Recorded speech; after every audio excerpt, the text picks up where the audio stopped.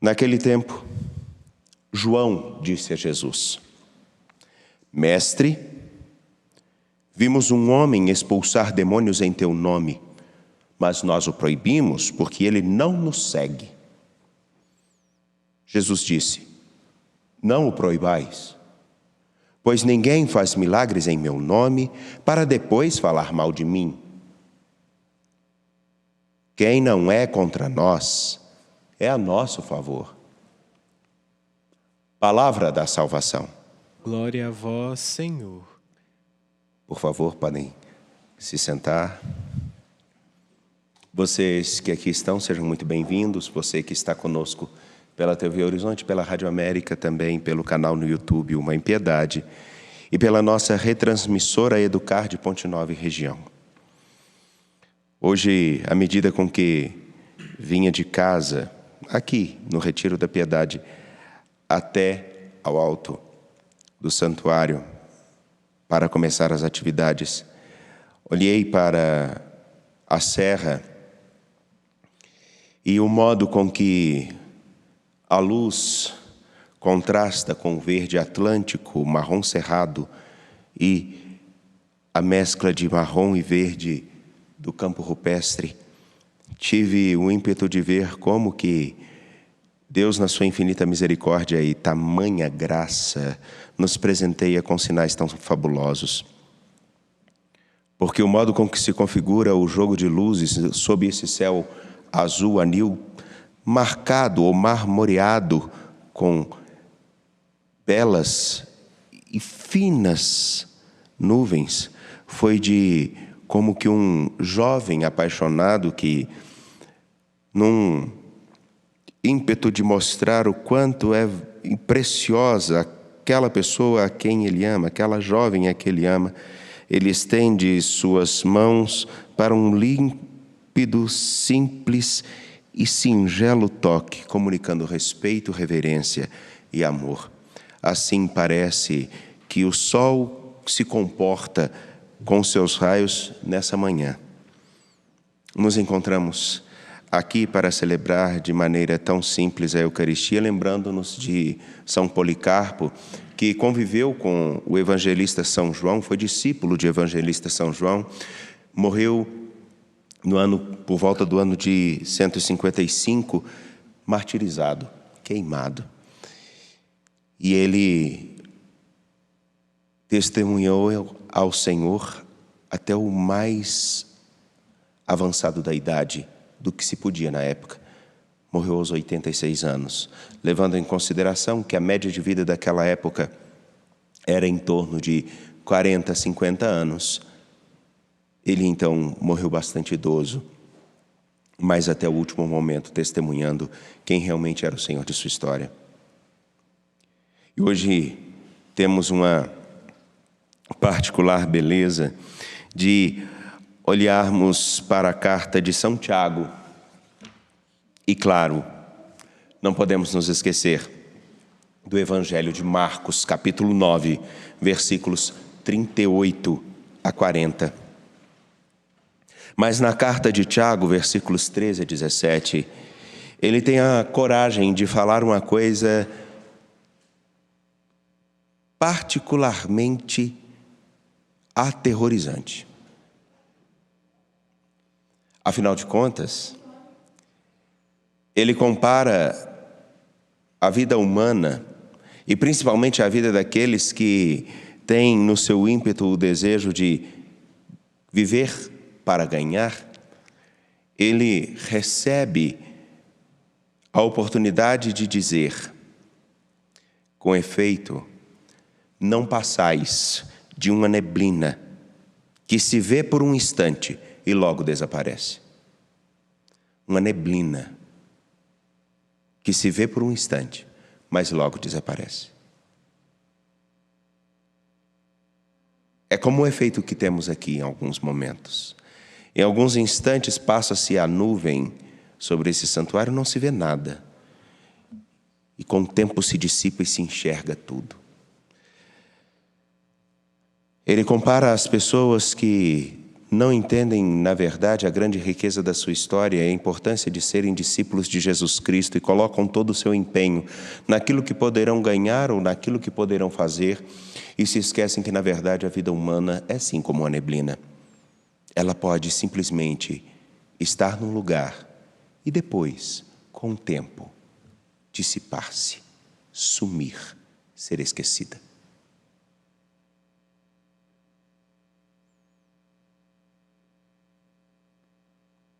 Quantas pessoas das quais nós convivemos que, ao fim de sua história, nos lembramos delas todo o dia?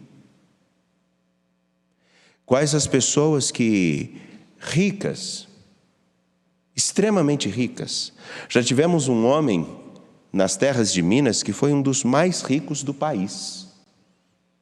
Nem o seu nome é pronunciado. Era dono de fazendas e terrenos, áreas de eucalipto, temido. E sua vida é assim como uma neblina. A grande maioria não se lembra dele. Nem os que eram com ele contemporâneos.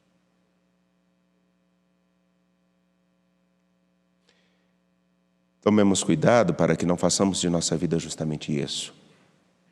Uma neblina. Que com o passar do tempo, podemos simplesmente transitar por ela, porque inclusive perdemos o medo ou o respeito.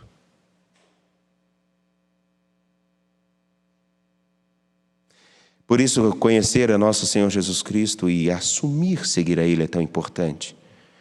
Porque toda arrogância deste tipo, toda arrogância de alguém que se arroga determinados poderes, importâncias, por aquilo que tem ou por aquilo que faz, é um mal.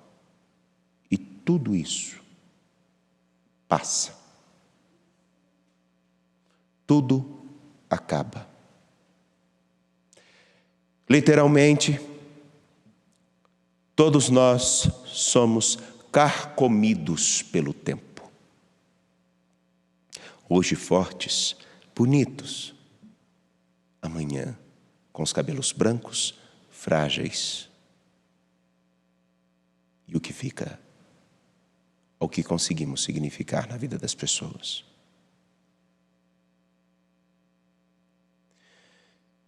E muito me espanta, literalmente muito me espanta, que os discípulos de nosso Senhor Jesus Cristo, todos eles, de todas as épocas, e nos quais eu me incluo, corremos o risco de nos esforçar para comportarmos-nos como neblina. Até somos vistos, mas nos falta muita consistência. A consistência é a convicção de que fazer o que se deve, ser o que se pode, contando com a graça de Deus, é fundamental. Em alguns casos, aqueles que assim não se comportam, por falta de solidez, de um substrato, de uma resistência, ou melhor, uma resiliência, a capacidade de reconhecer o valor que se tem, mas o valor da vida que compõe, que ajuda a compor, como uma bela canção. Cada um de nós corremos o risco de, justamente por não sabermos a importância do que somos e não do que temos, corremos o risco de cometer o mesmo erro que os discípulos de Jesus, em específico João, no Evangelho de Marcos, capítulo 9, versículos 38 a 40, comete. 2 versículos tão pequenininhos, um trecho tão pequeno, mas que é tão importante. Porque ele fecha o capítulo 9 e abre um horizonte. Por isso eu peço a Bárbara que me empreste aqui, por favor.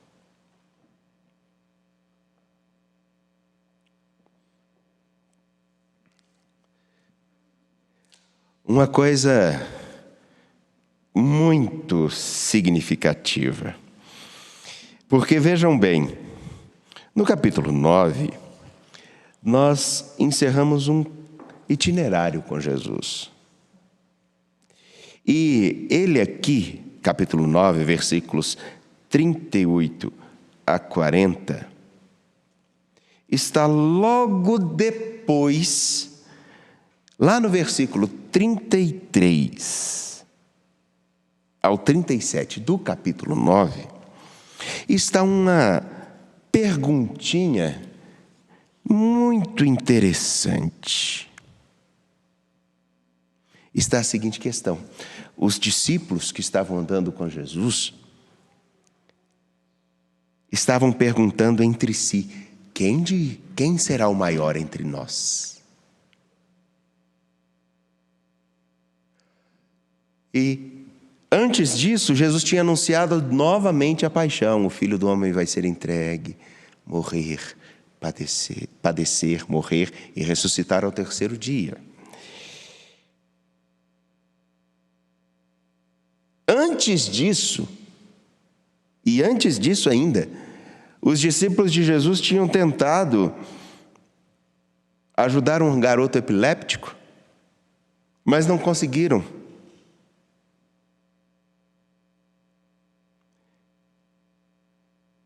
E Jesus disse aos seus discípulos, porque eles não conseguiram: essa espécie de mal não sai de modo algum a não ser pela oração.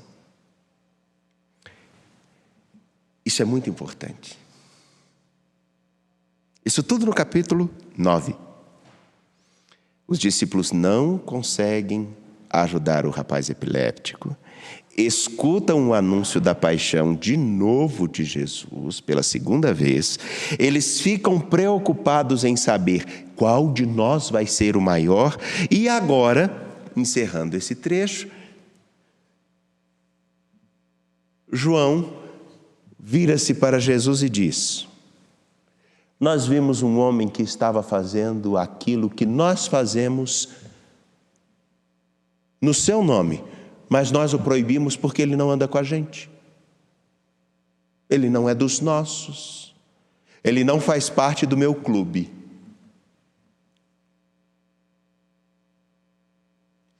Aqui está, não é um zelo pelo nome de Jesus. Aqui, o que motiva João é aquilo que pode nos fazer como uma neblina, a mim e a qualquer outro.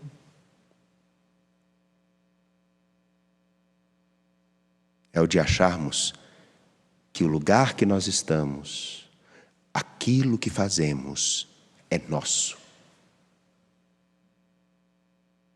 E a melhor forma de começar a destruir alguma coisa é essa atitude. Consigo destruir uma família, consigo destruir uma pessoa, consigo destruir uma empresa, consigo destruir uma igreja, consigo destruir tudo. A partir do momento em que eu estou no centro. E para eu continuar no centro, eu posso ter justamente esta atitude: cala-te, saia do nosso meio, não esteja conosco, você não é dos nossos. E propriamente isso é contrário ao caminho que nosso Senhor Jesus Cristo propõe. Ele nunca se fechou a ninguém, como nós também não devemos nos fechar a ninguém. Até porque quando nós nos fechamos, ou é sinal da nossa própria insegurança, da nossa incapacidade de diálogo e da nossa falta de solidez no que somos, no que fazemos e no que acreditamos. E os discípulos de Jesus ainda não têm essa solidez. Porque se tivessem, eles não teriam escutado do Senhor: é preciso muito mais do que simplesmente falar do meu nome para conseguir ajudar alguém. Vocês precisam compreender que quem quiser me seguir deve sim entender: eu dou a minha vida. Quem não dá a própria vida, quem não se esforça com a própria vida, é sim como uma neblina que passa e não faz diferença alguma. E seremos sempre capazes de nos preocupar: quem é o mais importante, quem é o maior entre nós? E deixaremos de lado uma seguinte sentença: o maior e o mais importante, é aquele que consegue fazer da sua vida não só útil, mas significativa, preciosa. João, aqui, está motivado por um ciúme e por um sentimento inadequado que ele ainda não conseguiu tratar dentro de seu coração. Mas, já que nós hoje estamos lembrando da figura de São Policarpo, que foi capaz de dar a sua vida por causa do Evangelho, a gente não dá a vida por uma coisa que não tenha valor, correto? Ninguém se dedica com afinco a alguma coisa que não lhe seja importante. Ninguém. E Policarpo não conheceu Jesus como eu estou vendo vocês aqui. Ele conheceu João. Logo, Policarpo percebeu na vida de João os traços do próprio Senhor que João anunciava. E assumiu o caminho de ser, mais do que ocupar um lugar, do que fazer uma coisa, ele assumiu a missão. Eu devo ser o rosto de Jesus Cristo para todos.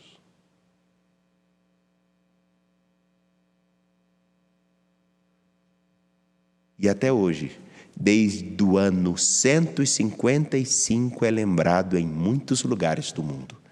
Existem aqueles que construíram arranha-céus e nem nos lembramos que existem. Existem aqueles que foram os mais ricos do país e do mundo. Nos lembramos deles? Hoje, quando vemos a empreitada e esse clima de tensão por causa de uma possível nova guerra na Europa, vemos o que, na verdade, em que toda essa empreitada e essa tensão faz de diferença para a humanidade. Em que? O que alguém ganha com isso? Uma ostentação do poderio militar de algumas potências?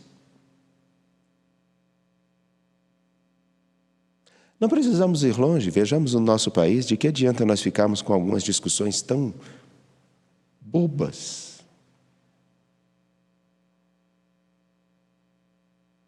E não olharmos com seriedade para o caminho que precisamos fazer. Olhemos para o nosso ser igreja, para o nosso ser discípulos de Jesus.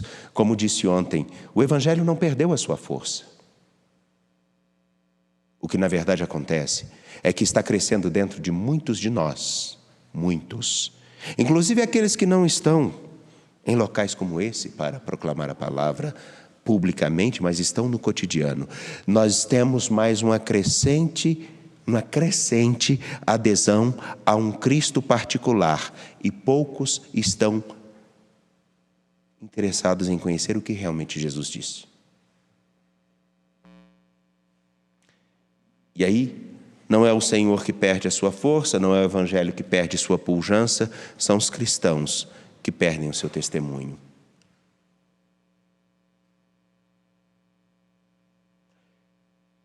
É hora de compreendermos que quanto mais crescer em nossos corações este tipo de vaidade em qualquer lugar, seja como padre, seja como leigo, seja como ministro de canto, não importa, mais nós destruiremos a nós mesmos. Mais seremos responsáveis por fazer com que o Senhor seja desacreditado. E essa conta não é de ninguém mais, senão nossa. Cada um na sua parcela. Escutemos o Evangelho. Estejamos dispostos a seguir o Senhor com efetividade e com afetividade. E deixemos com que a sua graça nos auxilie. Pois, caso contrário, ficaremos sempre esperando alguma coisa que deveria vir ao nosso encontro, mas já está à nossa frente. E não reconhecemos. Exatamente como os discípulos de Jesus, até o capítulo 9 do Evangelho de Marcos estão. Até agora, eles não entenderam o que Jesus está dizendo a eles. Será que até agora nós ainda não entendemos o que o Senhor deseja de nós? Confiantes de pé, apresentemos nossas preces.